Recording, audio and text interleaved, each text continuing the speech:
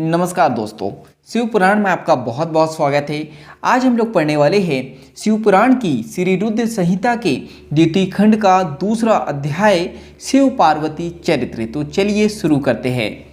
सूत जी बोले, हे ऋषियों, ब्रह्मा जी के ये वचन सुनकर नारद जी पुनः पूछने लगे, हे ब्रह्मा जी, मैं सती और शंकर जी के परम पवित्र व दिव्य चरित्र को पुनः सुनना चाहता हूँ कि सती की उत्पत्ति कैसे हुई और महादेव जी का मन विवाह करने के लिए कैसे तैयार हुआ। दक्ष से नाराज होकर देवी सती ने अपनी देह को कैसे त्याग दिया और फिर कैसे हिमाचल की पुत्री पार्वती के रूप में जन्म लिया। उनके तप, विवाह, कामनाश आदि की सभी कथाएं मुझे सुविस्तार सुनाने की कृपा करें। उनके तप, विवाह, कामनाश आदि की सभी कथाएं मुझे सहविस्तार सुनाने की कृपा करें। ब्रह्मा जी बोले, हे नारद, पहले भगवान शिव निर्गुण, निर्विकल्प, निर्विकारी और दिव्य थे, परंतु देवी उमा से विवाह करने के बाद वे सगुण और शक्तिमान हो गए। उनके बाएं अंग से ब्रह्मा जी उत्पन्न हुए और दाएं अंग से विष्णु जी उत्पन्न हुए। तभी से भगवान सदाशिव के तीन रूप ब्रह्मा, विष्णु और रुद्र सृष्टिकर्ता, पालनकर्ता और संहारकर्ता के रूप में विख्यात हुए। उनकी आराधना करते हुए मैं सुरासुर सहित मनुष्य आदि जीवों की रचना करने लगा। मैंने सभी जातियों का निर्माण किया। मैंने ही मरीच, अत्रि, पुलहा, पुलत्स्य, अंगिरा, क्रतु, वशिष्ठ, नारद, दक्ष और भृगु की उत्पत्ति की और ये मेरे मानस पुत्र कहलाए। तत्पश्चात मेरे मन में माया का मोह उत्पन्न होने लगा। तब मेरे हृदय से अत्यंत मनोहारी और सुंदर रूप वाली नारी प्रकट हुई।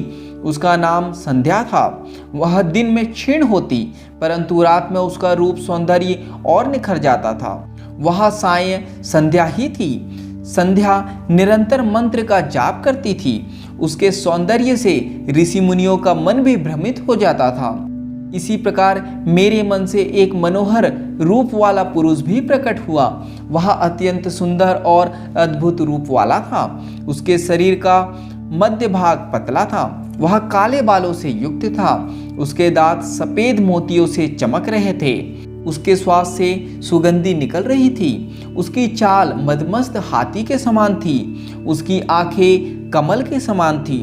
उसके अंगों में लगे केसर की सुगंध नासिका को तृप्त कर रही थी। तभी उस रूपवान पुरुष ने विनय पूर्वक अपने सिर को मुझ ब्रह्मा जी के सामने झुकाकर मुझे प्रणाम किया और मेरी बहुत स्तुति की। वह पुरुष बोला, ब्रह्मन, आप अत्यंत शक्तिशाली है। आपने ही मेरी उत्पत्ति की है। प्रभु, मुझ पर कृपा करे और मेरे योग्य काम मुझे बताइए ताकि मैं आपकी आज्ञा से उस कार्य को पूरा कर सकूं। ब्रह्मा जी ने कहा, हे भद्र पुरुष, तुम सनातनी सृष्टि उत्पन्न करो। तुम अपने इसी स्वरूप में फूल के 5 बाणों से स्त्रियों और पुरुषों को मोहित करो। इस चराचर जगत में कोई भी जीव तुम्हारा तिरस्कार नहीं कर पाएगा। तुम छिपकर प्राणियों के हृदय में प्रवेश करके सुख का हेतु बनकर सृष्टि का सनातन कार्य आगे बढ़ाओगे। तुम्हारे पुष्पमय बाण समस्त प्राणियों को भेद कर उन्हें मदमस्त करेंगे। आज से तुम पुष्प बाण नाम से जाने जाओगे।